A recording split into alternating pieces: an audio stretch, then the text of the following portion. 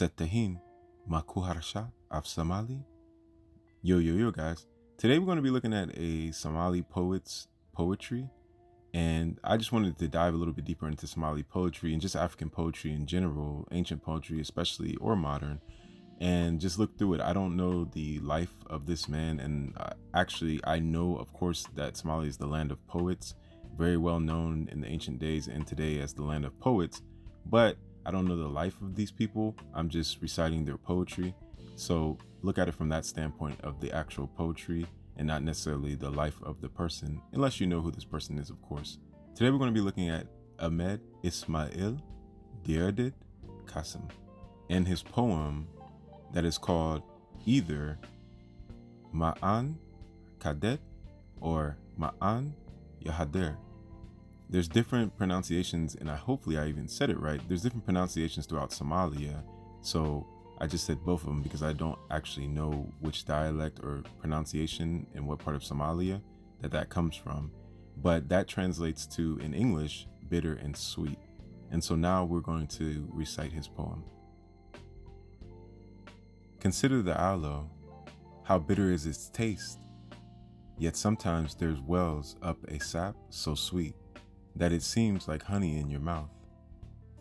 Side by side, the sweet and bitter run just as they do, my friends, in me, as I switch from sweet to bitter and back to sweet again.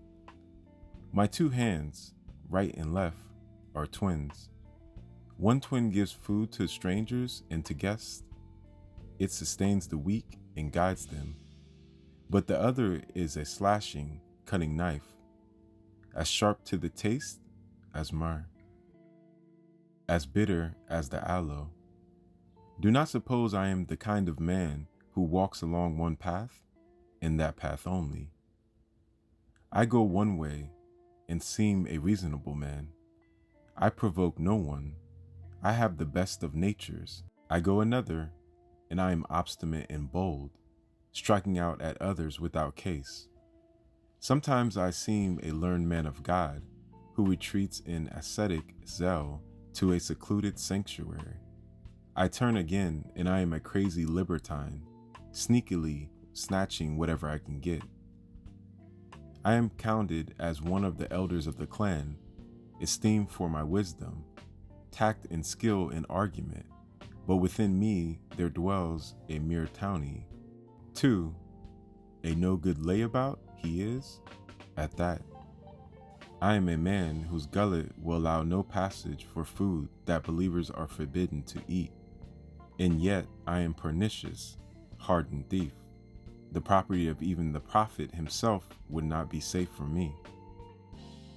I have my place among the holy saints. I am one of the foremost of their leaders, but at times I hold high rank in Satan's retinue, and then my lords and masters are the jinns. It's no good trying to weigh me up. I can't be balanced on a pair of scales. From this day to that, my very color changes.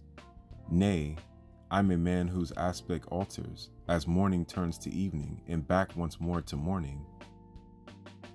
Muslims and infidels, I know their minds and understand them through and through.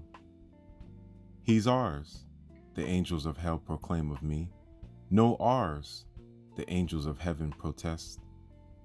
I have, then, all these striking qualities which no one can ignore, but who can really know my mind?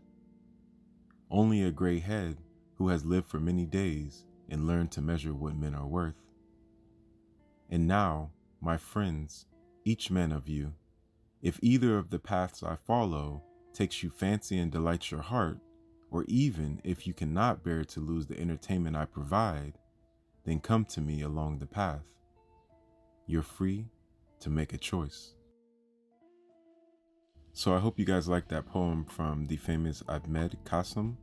Like I said before, I don't necessarily know too much Somali poetry. I know that, of course, Somalia is known to be the land of poets, very ancient poets. I don't know the life of these people at the moment, so I'm just reciting their poems. I don't know their beliefs. I don't know how they lived, but I thought that it would be very interesting to start to recite different ancient African poems and I hope you guys liked it. If you want more, if you know of more, please suggest more for me. Please in English as well, because I'm trying to learn Somali, but my Somali is still not the best, and I think it would be easier for me to recite to people in English as well. Please check out my new NFT called Diaspora. It's down there in the description. It's African online collectible art. Pretty soon I'll be offering physical items that I will sign, and then there will be an online NFT that comes along with it, so then you can verify the item online when you sell it to somebody else or when you trade it. Like me on all social medias, which is Afric Network, which is Instagram, Twitter, SoundCloud, Snapchat, Facebook, and TikTok. Each one teach one. Always love each other. Always learn from each other. And yo guys, until next time, keep writing. Peace. One love.